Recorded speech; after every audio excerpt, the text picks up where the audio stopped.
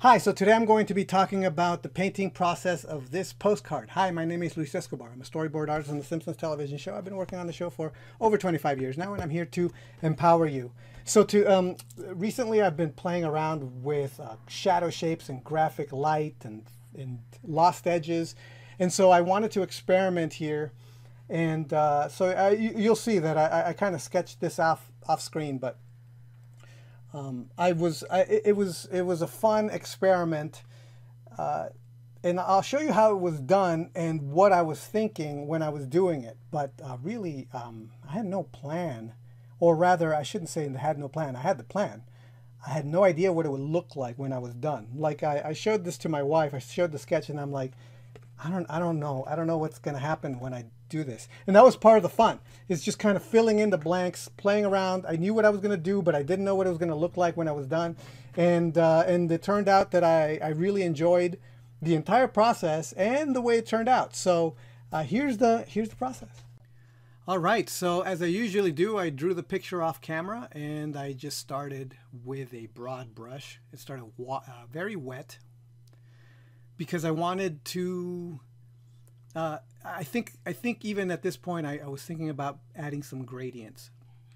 So when I drew this, it was a lot of graphic shapes. Honestly, I had no idea what this was going to look like. All I knew when going in here was that I'm going to be very, very wet on wet. And I was going to mix the colors in the shadow area. That's all I knew I was going to do. And so I experimented a little bit with a little bit of dry on wet, and then see, this is a little bit dry. I didn't put any wetness in here. One of the reasons I inside the lady's head shadow that I didn't put wet on wet is because I wanted to be a little bit more precise. I wasn't sure if I was going to get this type of precise control in these like little areas like these areas here that I would. But then it started getting a little bit more and more wet as I went. As you can see, I'm getting these globs of wetness. And one of the reasons why I didn't mind going in this direction and getting a little bit wetter was because I did want the colors to mix together. And that's the best way to do it, is to have wet on wet, put two colors together, and then they tend to mix on their own. So there we are, and like I said, I mapped out the shadow shapes before, and I didn't again know exactly what it was going to turn out looking like. I just knew that I was going to fill in these shadow shapes with color. Usually, recently I've been doing very similar work, but with ink. So I would fill the shadow area with black ink, but this time I decided, what if it was colorful, right? Like, what if I had watercolors just kind of, and it wasn't just a one color, it was a mix of colors just kind of running into each other. So I'm layering the paint, and I don't know if this was a good idea or not, but I'd have one layer, and then it wasn't bright enough. It wasn't saturated enough. I wanted it to be brighter. So I went over it again, and I was really afraid of losing that beautiful kind of unworked feel of some of the areas that happened when I was working wet on wet. So I was trying to make sure that I didn't overwork the areas and make them look kind of blotchy.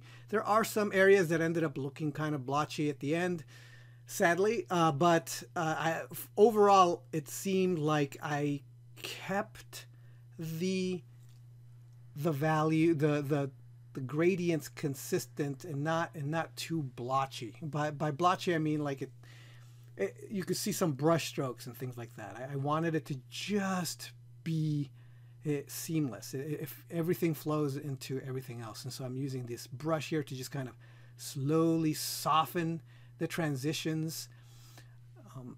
Here I tried to see that water smudge right there. That smudge right there, that's kind of happening right there. It stayed there. Like I think maybe I would have tried to transition. If I noticed it, I would have tried to make it a softer transition instead of a blotch, but oh well.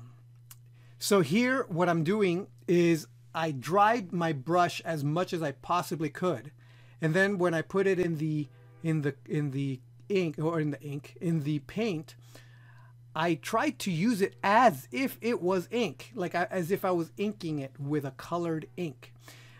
I debated whether or not I should actually take my crow quill and use colored inks to do an outline over everything, but I ended up deciding not to, because I thought that one, I probably wouldn't have matched the colors well, and I didn't want the lines to stick out too much, and I thought that the results that I was getting were good. I liked them.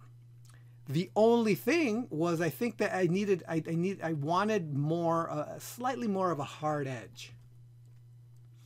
So I was trying to finesse the sharp edges, adding a little bit more point, adding a little bit more of an ink line is really what I was going for.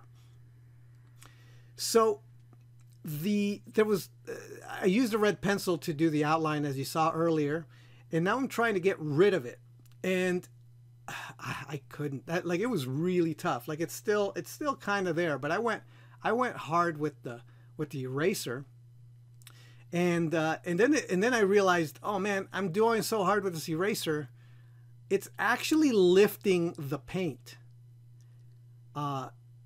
So I ended up having to go in and repaint a little bit of some areas that the eraser ended up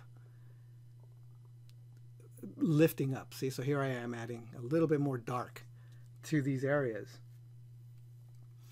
but and sharpening the edges. So this is where I'm talking about when I wanted this to be a little bit more sharp. I wanted it to feel a little bit more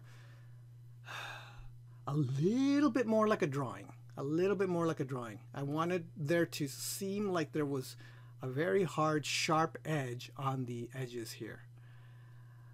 But I still, again, I was not happy with seeing all the lines, and I couldn't get rid of the red lines. I just wanted it to just be white. But I think I had to live with what it turned out. So that's it. That's my experiment. Thanks for watching, and I'll talk to you next time.